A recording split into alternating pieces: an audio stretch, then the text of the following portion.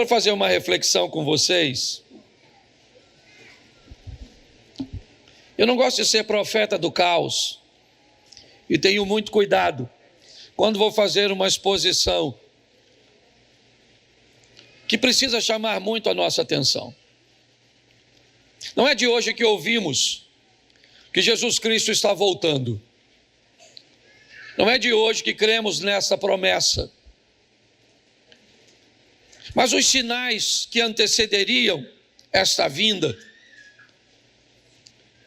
também, mesmo que de uma forma bem codificada muitas vezes, nos foram oferecidas na Bíblia.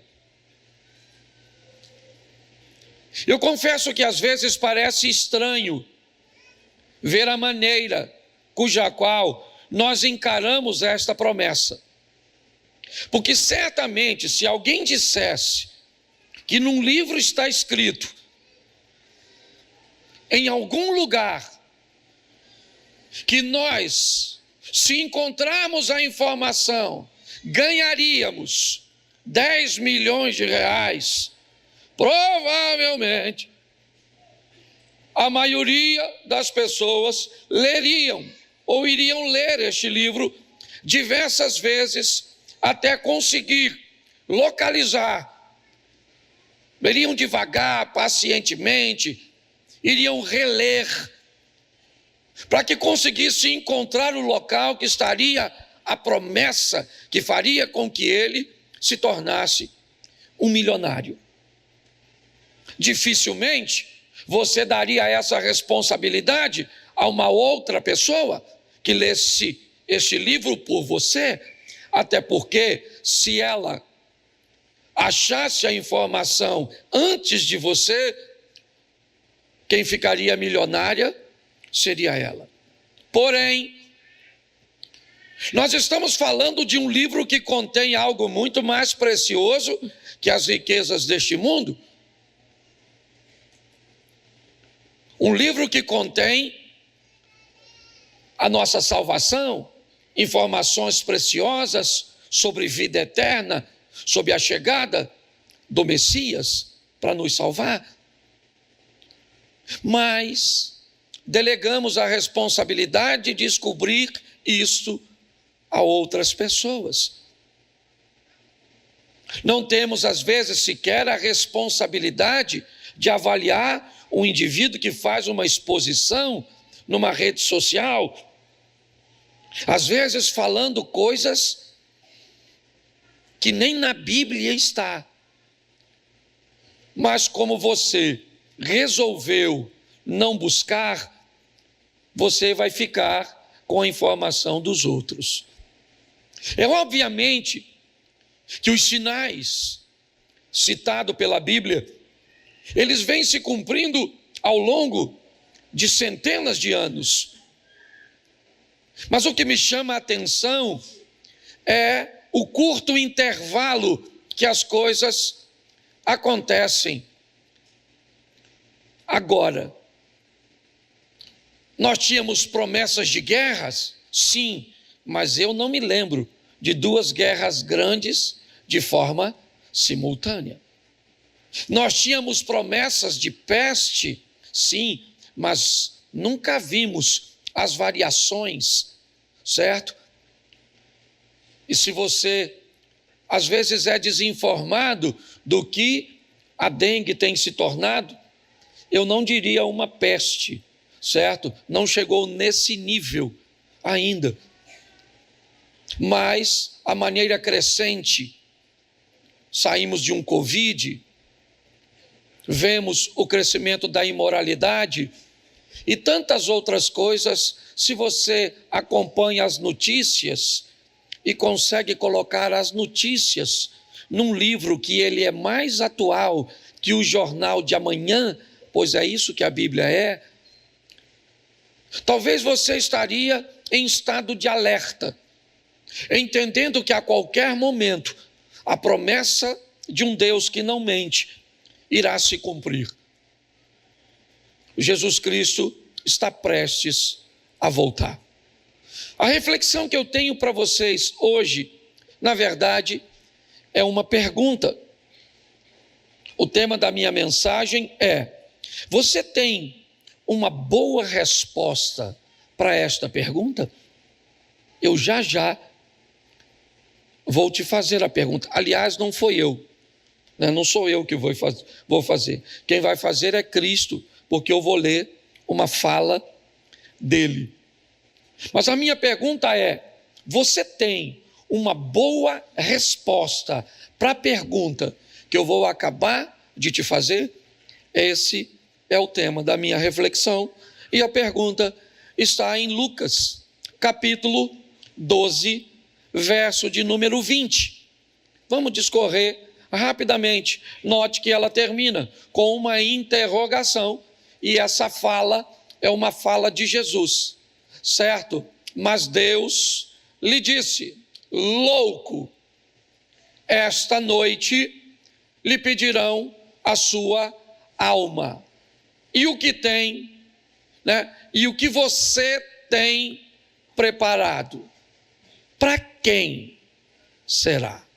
Louco, esta noite lhe pedirão a sua alma, e o que você tem preparado, para quem será? Feche os seus olhos. Senhor nosso Deus e Pai, em nome de Jesus, eis aqui a tua palavra. Continua falando conosco e usa-me como um canal de bênção nesta hora, em nome de Jesus. Você pode dizer amém? Isso. Bom, preste atenção, porque nós vamos discorrer rapidamente essa história, e essa é uma pergunta que ela é feita a todo ser humano. Todo ser humano vai ter que se deparar com uma prestação de conta, com o dia do julgamento, com o dia onde as nossas obras estarão diante de nós, depondo a nosso favor ou contra nós. Então, essa é a história de um cara que se sente seguro. Nós vamos acompanhá-la, me ajuda aí, Vitor, a partir do verso 16, e eu vou pegar esses versículos só para você ter uma noção do que está acontecendo aqui, e depois nós vamos aí à pergunta que o meu propósito, né, como a mensagem do ano, é trazer a você um poder de revisão, até mesmo do que você sabe a respeito da sua salvação. Preste atenção no que diz o verso 16. E lhes proferiu ainda uma parábola, dizendo: o homem de um campo rico produziu em abundância. Essa história começa falando de algo muito interessante, de alguém que, apesar de ser trabalhador, apesar de ser dono de um campo, apesar de já ser um homem rico, abastado, este ano ele produziu demais. Este ano sua produção superou suas expectativas. Este ano sua produção superou tudo aquilo que ele poderia imaginar. Ele já era rico, ele já era um homem abastado, mas sua produtividade, ela é muito grande, né? Ele produziu com abundância, foi uma produção extraordinária. E a primeira pergunta que eu quero lhe fazer é: o que você pensa quando a vida começa a te recompensar mais do que você precisa? Qual é a sua maneira de pensar? Por que você acha que Deus começa a te dar mais dinheiro do que você precisa, mais bens do que lhe é necessário? Você já parou para pensar nisso? Você já parou para pensar que a vida também recompensa pessoas não tendo sequer o suficiente para se manter? Então, por que é que algumas pessoas têm menos, algumas pessoas têm apenas o suficiente e algumas pessoas têm mais? Você já parou para pensar? Este homem, ele produz com abundância. E ele deveria ter perguntado: por que é que eu tenho tanto assim? Eu acredito que você já sabe a resposta. Todas as vezes que alguém começa a ter mais do que precisa ter, uma mensagem dos céus vem para ele. Precisa acontecer na sua vida, certo? Na sua mente, um modelo de escoamento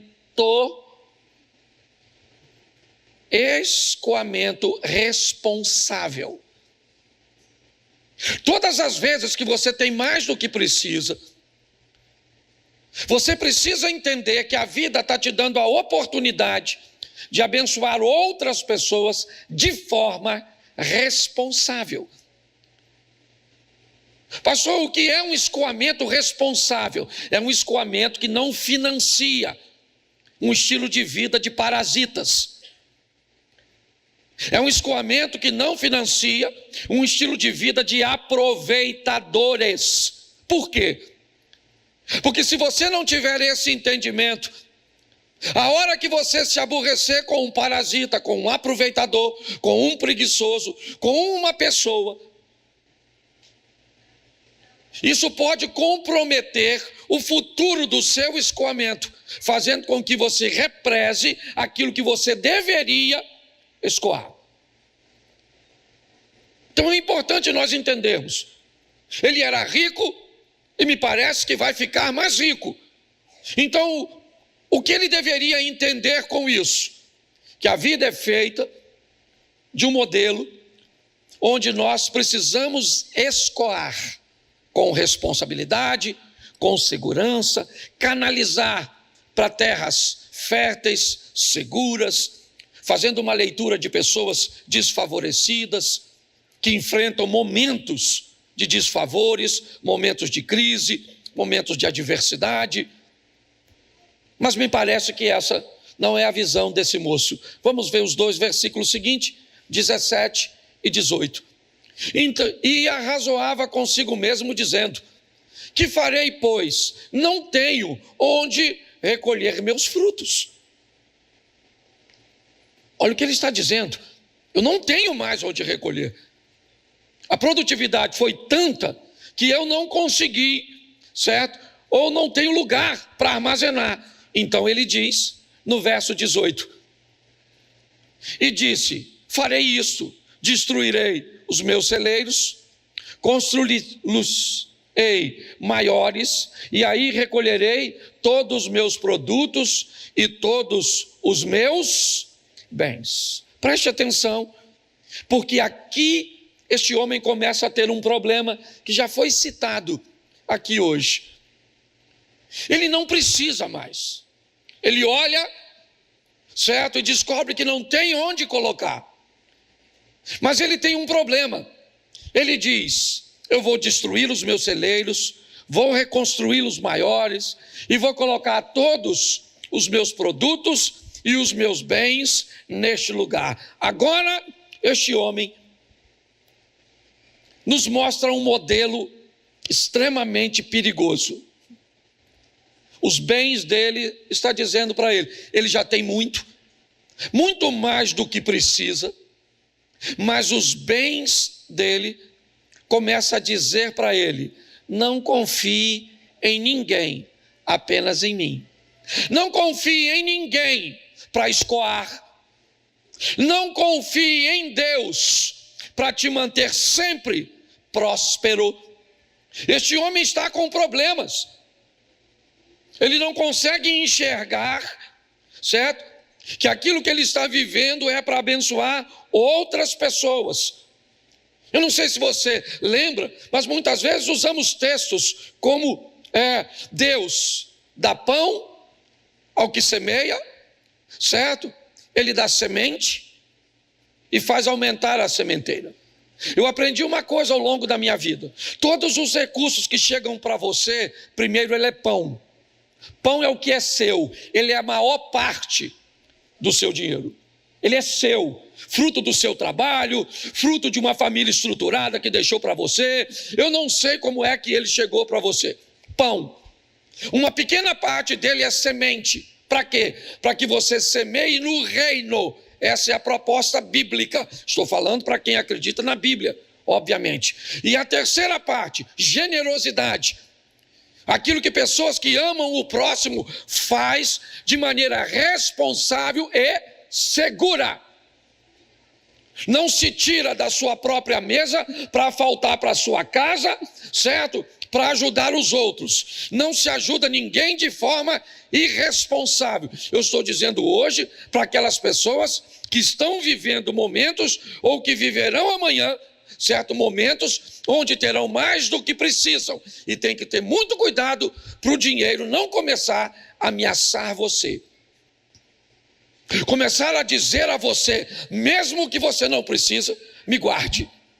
Mesmo que você não precisa, me tenha. Você depende de mim, confie em mim. É assim que funciona. O verso 19, põe aí por favor. Então direi à minha alma, opa, agora aumentei meus celeiros, agora eu tenho muito, certo? Direi à minha alma o quê? Você tem em depósito muitos bens para muitos anos. Descanse, coma, beba e aproveite. Preste atenção, porque agora o que ele armazenou, o que ele ganhou no 16, sem precisar, que dava para escoar, ele não escoou. Armazenou no 17 e no 18. E com o armazenamento do 17 e do 18, ele viveu o 19. Olha o que o celeiro cheio diz para ele. O celeiro cheio disse para ele: você tem muitas coisas para muitos anos. Chegou a hora de descansar, comer, beber, certo? E aproveitar a vida. Agora o dinheiro vai dar a ele uma tranquilidade que ele não pode. O dinheiro vai dar a este homem uma garantia que ele não tem para dar. Mas quem o tem começa a ter a sensação de que não precisa mais de ninguém, de nada, aquela autossuficiência da imaturidade. E é nesse ambiente que a pergunta que eu iniciei o texto vai entrar. Quando ele pensa que está tudo sob controle, quando a alma dele, segundo ele, agora eu vou dizer a minha alma, está na hora de você aproveitar, descansar, comer, beber e aproveitar a vida. Deixa eu falar uma coisa para você, querido, que eu tenho aprendido, essa aqui tem me ensinado bastante. Principalmente nós homens e os mais antigos, certo? A gente ganha bastante e trabalha muito para viver lá na frente. Presta atenção, enquanto você trabalha e ganha, tire tempo para descansar. Enquanto você trabalha e ganha, tire tempo para comer. Enquanto você trabalha e ganha, tire tempo para beber. Enquanto você trabalha e ganha, tire tempo para aproveitar. Não faça nada. Por quê? Porque nós vamos nos deparar agora com a pergunta de Jesus. É um erro que às vezes nós cometemos. Eu sei, aliás, é até um problema que nós homens enfrentamos. A maioria dos homens trabalha pensando assim: eu vou trabalhar e vou ganhar dinheiro para quê? Para dar uma vida melhor para minha? Sabe o que mulher pensa quando vai ganhar dinheiro? Eu vou trabalhar e vou ganhar dinheiro para não depender de homem. É Dia Internacional da Mulher, mas vou defender os homens. Certo? A verdade é essa. Então nós temos aqui uma mensagem muito interessante. Ele está tranquilo, certo? Bom, não deu tempo para descansar, mas eu vou descansar agora. Não deu tempo para aproveitar a vida, mas eu vou aproveitar agora. Isso é o que diz os 3 versículos, ou melhor, os 4. O próximo agora, verso 20. Mas Deus lhe disse o quê? Disse o quê? Louco. O que ele disse? E agora? Esta noite pedirão a tua. E agora? Agora nós vamos dar uma olhada nesse negócio aqui, que eu acho que vai fazer você e eu. Primeiro eu queria te explicar uma coisinha, o que é morrer. Tá certo? Deixa eu te dar algumas informações. Me ajuda aí, coloca por favor, Lucas 12, 4. Rapidinho. Lucas 12, 4. Digo a vocês, meus amigos, não temam os que matam o, e depois disso, o que é? Nada mais pode, mas, verso 5. Eu, porém, vou mostrar a quem vocês devem temer. Temam aquele que depois de tem poder para lançar no, sim, digo, a esse vocês devem temer. Preste atenção. Nós temos pela Bíblia duas mortes. A primeira morte física, quando o espírito se separa do corpo. Às vezes nós temos por hábito dizer que o ser humano é um corpo, uma alma e um espírito. Na verdade, ele é apenas um corpo e uma alma, e ele contém o espírito. Esse espírito que está nele vai voltar para Deus. O espírito está pronto, mas a carne é fraca. É como um ditado que tem na África, certo? Na luta entre os elefantes, quem, certo, sofre é a grama. Então, na verdade, na guerra entre a carne e o espírito, o que está em jogo é a alma. O espírito volta para Deus, o corpo volta para o pó, e a alma é que vai receber o destino. Quando nós olhamos esse texto, ele nos mostra que não devemos temer, na verdade, a primeira morte. Mas temos que ter o cuidado com essa segunda, certo? Essa segunda morte. Bota Apocalipse, capítulo 2, verso 11, que vai ilustrar bastante isso, só para o pessoal ter base para ir para casa. 2:11 de Apocalipse.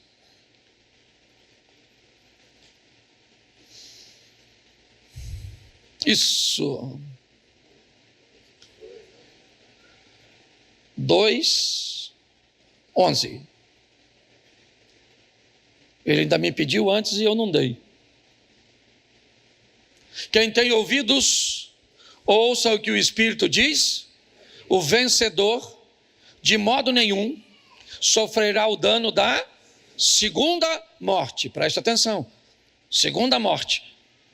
Todos nós morreremos, a não ser aqueles que forem arrebatados, nós teremos o dano da primeira morte, a primeira separação, quando o espírito sai do corpo. Mas a segunda não necessariamente. Essa expressão segunda morte tem a ver com a nossa alma ser separada de Deus.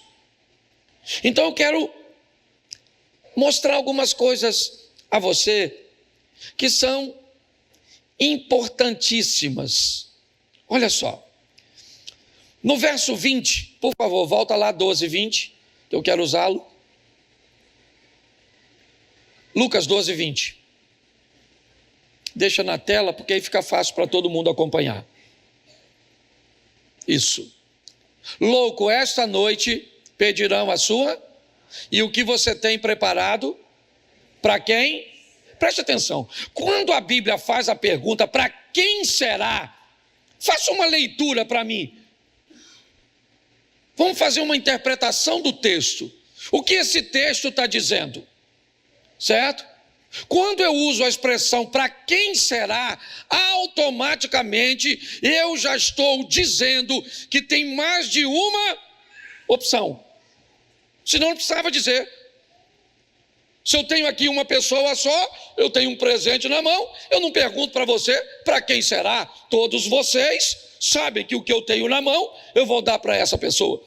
Mas se eu tenho duas ou mais pessoas, e eu tenho apenas um presente na mão, automaticamente, você poderia, me perguntar, pastor, isso que você tem na mão, para quem será? Então preste atenção. Nós precisamos entender que, segundo Jesus, a nossa alma, depois que nós morrermos, ela pode ter mais de um destino. E aí não precisa botar na tela não, para ficar fácil. Mas 2 Coríntios 6,14, ele diz: que sociedade tem entre a justiça e injustiça? Entre a luz e as trevas, entre Cristo e Belial, entre o fiel e o infiel. Note que em todas as palavras nós temos oposições, antônimos, coisas contrárias. Porque a proposta bíblica é dizer o seguinte: quando Jesus diz, o que você tem preparado vai ser para quem? Para fiel ou para infiel? Para Deus ou para Belial? Para a luz ou para as trevas? Para a justiça ou para a injustiça? É o que ele está dizendo. Nós vamos ter que lidar com tudo isso. Essa pergunta, ela é importantíssima. Por quê? Porque o que está em jogo, para quem será o quê? Vamos lá, vamos fazer outra pergunta. E o que tem preparado, para quem será? Será o quê? Quem é que vai sofrer isso? A tal da alma. Vão te pedir a sua alma, e quem é que vai te pedir a alma? A morte. E aí pergunta, o que você tem preparado para isso? E aí, querido, enquanto você estava vivo, e no final eu vou te mostrar isso, provavelmente você não pensava nisso, mas o indivíduo, quando se deparar com esse texto, esta noite lhe pedirão a sua alma. Sabe quanto vale seu carro nessa hora? Nada. Sabe quanto vale sua formação acadêmica agora? Nada. Nada. Seu dinheiro não vale nada agora, quando o assunto é o destino da sua alma. Seu dinheiro vale muito quando o destino de suas viagens, o destino de suas compras, de suas aquisições, o destino gastronômico, certo? Mas quando o assunto é destino da alma, entenda uma coisa: a fronteira já foi atravessada. Do outro lado, o money ficou do lado de cá. Não tem mais. Então ele faz mais uma colocação. Ele diz que quem não se preocupa com isso é louco. É isso que ele está dizendo. A pessoa que não se preocupa com o destino de sua alma, ela é uma pessoa louca. É isso que ele está dizendo. É importantíssimo você se preocupar. Por quê? Porque é um assunto que não é temporário, é eterno. Mas aí ele faz a pergunta: o que tens preparado? E aí eu peguei algumas coisas que eu acho importante eu e você refletirmos. Bom, se temos duas mortes, a primeira é física, eu vou te informar como você deveria morrer. Tá certo? Primeiro, morte física.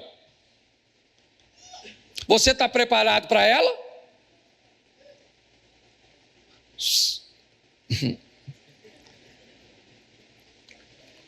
Quem aqui, não precisa levantar a mão, tá? Não quero constranger ninguém. Quem aqui, se morrer agora, e morre agora. Nós temos aqui, ó, temos até que depois você ora aí, porque o nosso irmão Beto acabou de sair daqui, ó. O cunhado dele caiu da escada e morreu. Certo? Então, agora, se você morrer agora, tem dinheiro para enterrar? Não levanta a mão, não. Se tu tem, tu está preparado, já pode até morrer. Porque tem gente que, se morrer agora, tem que fazer vaquinha. O que é isso? Isso é gente que não está preparada. E não tem essa história, não. Um pai de família, ele tem que ter um plano funeral para todo mundo. Por quê? Porque está preparado para morrer. Para morrer tem idade? A morte é democrática? Leva qualquer um? Então, se você está pronto para morrer, plano funeral. Você está pronto para morrer? Aí eu vou para o chefe de família. Quando sua família está segura para viver um tempo sem tu. Não é para sempre, porque tu também não é obrigado a deixar a pessoa. Eu falo para essa aqui, se eu morrer, ela pode ficar uns 2, 3 anos, 5 anos, até 10 anos, eu acho que ela dá para ficar. Se administrar até mais um pouquinho. Não é assim que a gente administra? A dona.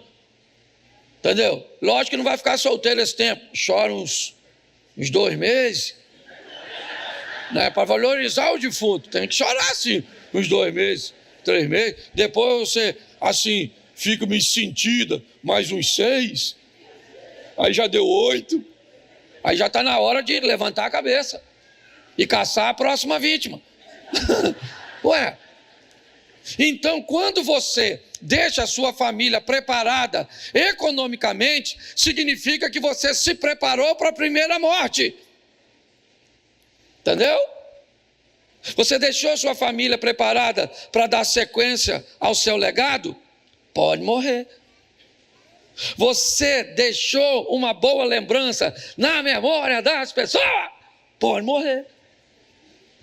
Quando você faz essas 4 coisas, você já pode ir na primeira morte. Não que aqui ninguém quer, porque todo mundo quer ver Deus, mas ninguém quer morrer. Mas e agora para a segunda morte? Aliás, Jesus não estava perguntando da primeira, né? A grande preocupação dele era a segunda. Louco, esta noite pedirão a sua... A primeira morte pede o seu corpo. A segunda vai pedir a sua. E aí ele disse o que você tem preparado, para quem será? Aí eu quero te fazer 4 perguntinhas. Se você responder sim para as 4, provavelmente você vai...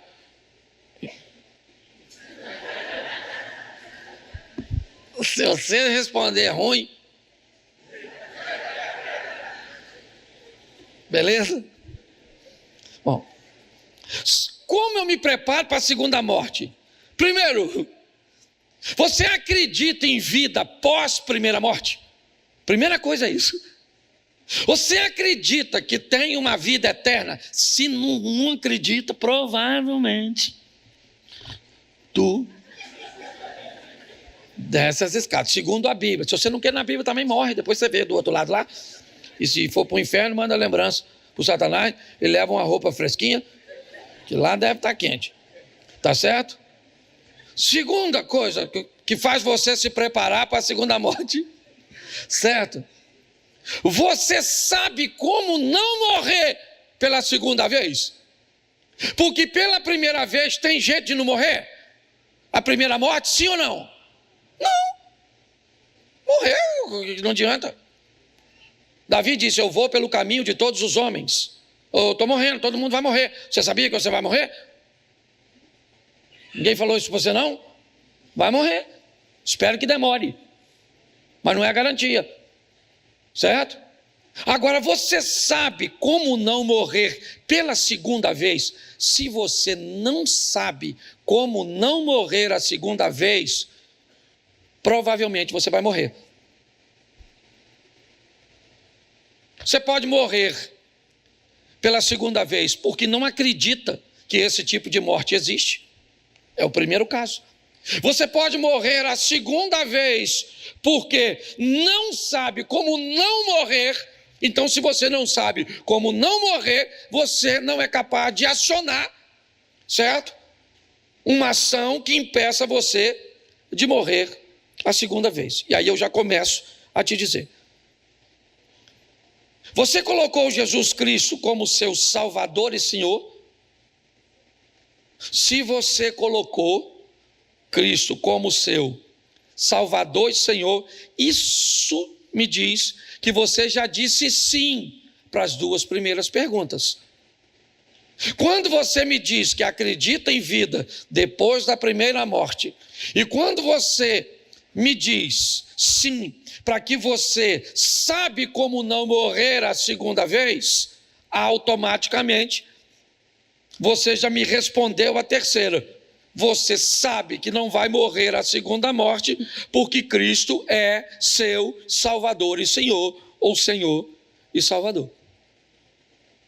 E a quarta, seu estilo de vida é pautado em obediência, fé e amor ao próximo, se o seu estilo de vida é pautado em obedecer a Deus, na fé que excede o entendimento, e sem fé ninguém verá a Deus, e amor ao próximo,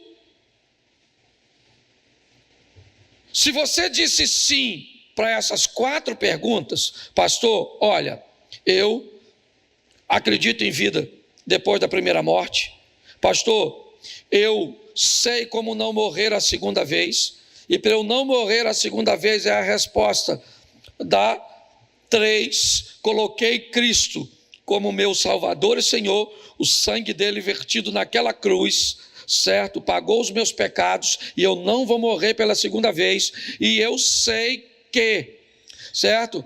A minha vida é pautada em obediência, fé e amor ao próximo. Se você disse não para uma dessas perguntas, provavelmente você precisa fazer uma revisão, porque provavelmente você vai para o inferno. Me permita usar uma expressão tão forte.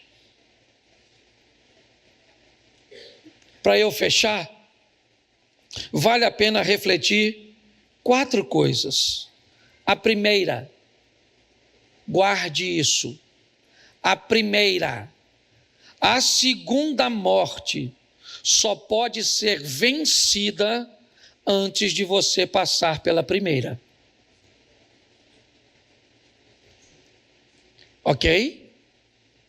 A segunda morte só pode ser vencida enquanto você está vivo. Esse aqui trabalha numa área que vê muito isso. O cara não paga o boleto, o carro dele é roubado, e aí ele paga depois que roubou. A seguradora paga o bem, sim ou não? Mas ele pagou no mesmo dia. Ele pagou horas depois do roubo, não interessa. O sistema é o mesmo. Se você quer vencer a segunda morte, só pode vencer enquanto não foi alcançado pela primeira. Que isso fique claro. É importante. Eu estou falando à luz da Bíblia. Tá certo? A Bíblia é clara. Hebreus 9, 27. Ao homem está determinado morrer apenas uma vez, vindo depois da morte o juízo. Então ninguém tem a oportunidade de voltar de novo. Isso é muito sério, nós precisamos rever. Morreu, não vem com essa história de que vai aceitar Jesus depois que morreu, e depois que morreu foi bonzinho. É lógico que nós vamos no ato fúnebre, ninguém vai falar que o defunto foi para o inferno. Por educação. Mas nós sabemos que foi. Eu tenho quase certeza. Não tenho certeza de tudo, porque às vezes, por isso é que quando um parente meu, tem gente na minha família que não quer aceitar Jesus, e eu falo, eu oro e oro para Deus, Senhor, por favor, tenha misericórdia, e quando essa pessoa for morrer, eu já dei o endereço do Senhor. Então o Senhor deixa só ela morrer devagar, que se morrer de morte súbita, lascou. Puf. Já acorda lá na beira da fogueira. Mas se morrer devagar, aí vai lembrar, nossa, o Cláudio falou, uns que só Jesus Cristo salva. Ô Senhor, estou morrendo, me ajuda. Aí Jesus leva, glória a Deus. Leva até quem nós não queria que ele levasse. Segunda coisa, adiar essa decisão é colocar em risco o futuro da sua alma, porque você não sabe quando você vai morrer. Quando eu ficar velho eu aceito Jesus. Nossa, tem tanta gente morrendo de novo. Ninguém sabe o dia nem a hora do encontro. Não estou aqui para botar terror em você não, tá bom? Esse dia o cara falou para mim, pastor, eu tenho até um cargo no inferno, sou muito ruim. Eu falei, deixa eu explicar uma coisa para você, ô ruinzinho. No inferno não tem cargo vago. Já está tudo preenchido. Entendeu? Lá no inferno você não é o mal, lá você é o mocinho. Então não brinca com esse troço, não. Ah, pastor, mas eu tomo umas manguaças aí. Vim aqui na igreja porque eu gosto do senhor é divertido. Mas eu ainda estou dando uns taquinhos, tirando uma paradinha. Estou pulando a cerca, pegando uma dona aí. Sabe como é que é? Pois é, vem assim mesmo, filho. Vem, fala com Jesus, Senhor, olha que mulher gostosa que entrou no meu caminho. Estou pegando. Ô Senhor, na minha oração fica até difícil eu falar que vou parar de pegar. Mas me dá força. Ué, às vezes pode acontecer assim. Ué, o que você não pode é brincar com o futuro de sua alma. Isso não é brincadeira, é coisa séria. Terceiro, olhar para o mau testemunho dos outros e não cuidar da sua vida pode criar um encontro nos corredores da segunda morte, certo? Entre você e a sua referência. Isso é um alerta bom. Ô pastor, vou falar uma coisa para o senhor, para me estar na igreja, tá? Igual as pessoas que estão lá. Eu, pastor, sabe? Não estou. E acho que sou muito mais sério. Só que vai para o mesmo lugar. Aí lá no corredor, discute. Você aqui, você também veio. Eu vim, mas não foi para o mesmo motivo que o seu. E o diabo chega falando, calma gente, calma, que discussão é essa? Vamos deixar isso lá para dentro, vocês vão ter tempo de sobra para falar. Então deixa eu falar uma coisa para você, o assunto é sua alma. Eu estou nem aí se tem pastor que rouba, se tem pastor que adultera, se tem pastor que faz umas palhaçadas, eu também faço, não faço a mesma deles. Eu vejo uns caras, o cara fez uma campanha, comprou um caminhão de pedra, pedra 2, vendeu na igreja para os membros, para levar para casa, a pedra que derrubou o seu Golias.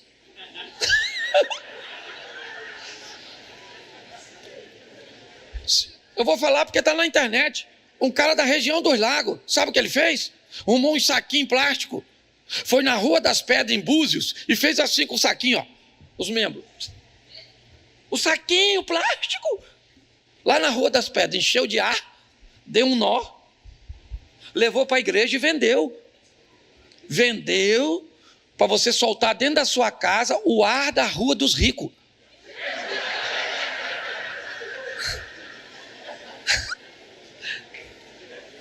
Eu não sei quem se é doido, quem vê. Nossa, aí eu vejo um discurso da Dilma, eu falo, nossa, intelectualidade, armazenamento de vento. Você consegue entender? Então não estou nem aí para o mau testemunho dos outros. O que está em jogo é a minha alma. Então a Bíblia diz, 1000 cairão ao meu lado, 10.000 à minha direita, mas eu não vou ser atingido. Pare de colocar o exemplo negativo dos outros. Quem mandou você pegar essa pessoa de referência? Pega ela de referência que você vai discutir com ela lá no antessala do Lapeta. Isso aí. Eu fico nervoso quando eu falo. E D, vale a pena refletir. Respeite o equilíbrio entre sangue de Cristo, repita comigo, sangue de Cristo, obediência bíblica, fé e boas obras. Cuidado para não ser obediente sem fé, ter boas obras e não reconhecer o sangue de Cristo. Você tem fé, mas não pratica obras. Se nós queremos vencer a segunda morte, precisamos dar uma olhada nisso com carinho. Porque aí quando essa pergunta vier, Cláudio, o que você tem preparado? Eu vou dizer, para a primeira morte, eu tenho grana para o funeral. Para a primeira morte, eu tenho recursos para deixar minha família tranquila durante um tempo. Para a primeira morte, eu tenho uma família preparada para dar sequência àquilo que eu comecei, ao meu legado. Para a primeira morte, eu estou preparado. Eu vou ficar na memória de muita gente com lembranças agradáveis. Quer saber o que eu tenho preparado para a segunda morte? eu também te digo, certo? Eu acredito, certo, que tem vida depois da primeira morte. Quer saber o que eu acho? Eu sei como não morrer pela segunda vez. Para que eu não morra pela segunda vez, eu recebi a Cristo como meu Salvador e meu Senhor. Meu estilo de vida é pautado em obediência, fé e amor ao próximo. Sabe por que eu sei que não vou morrer a segunda morte?